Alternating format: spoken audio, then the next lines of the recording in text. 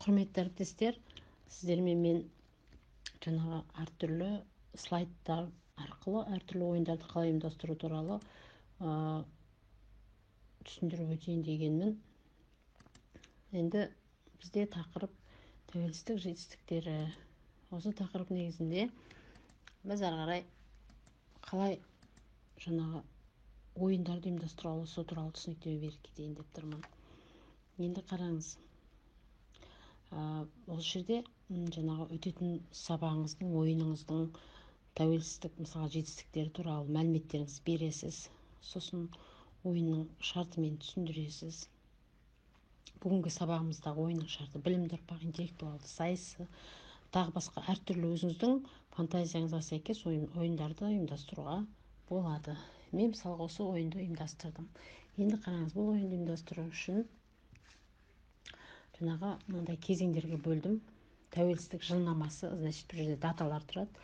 Келесі мемлекеттік нышандар, одан кейін Астана қаласы туралы болады. Ең соңында тәуелсіздік жетістіктері туралы болады. Енді оқушы таңдайды. Мысалы, тәуелсіздік жылнамасы 40 дейді. 40-ты таңдайды. Қараңыз, сұрақ шықты. Қазақстан Республикасының ата заңы қашан қабылданды? Ойланады, жауап береді.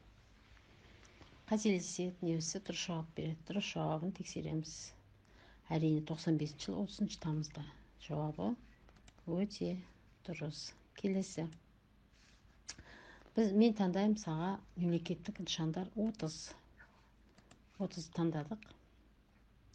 1992 жылы 4 маусым. Қандай тарихи күн? Ойланады оқушы, немесе бірден жауап береді, иә?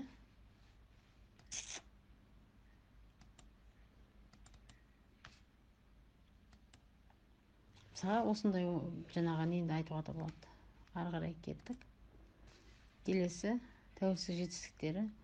Мысалға 50. Сұрақ. 2019 жыл Қазақстан үшін тосын оқиғалар толы болды. Ол қандай оқиға? Жауап береді. Немесе ойланады. Қазіргі президенті Қасым-Жомарт Тоқаев ел президенті болып сайланды. Осылай міне ойыныңызды аяқтап, соңында қорытынды жасап, не болмаса алған ұпай сандарымен белгілеп, ең соң қорытындыңызды жасауыңызға болады. Осындай ойындарды тиімді ұйымдастыруға болады.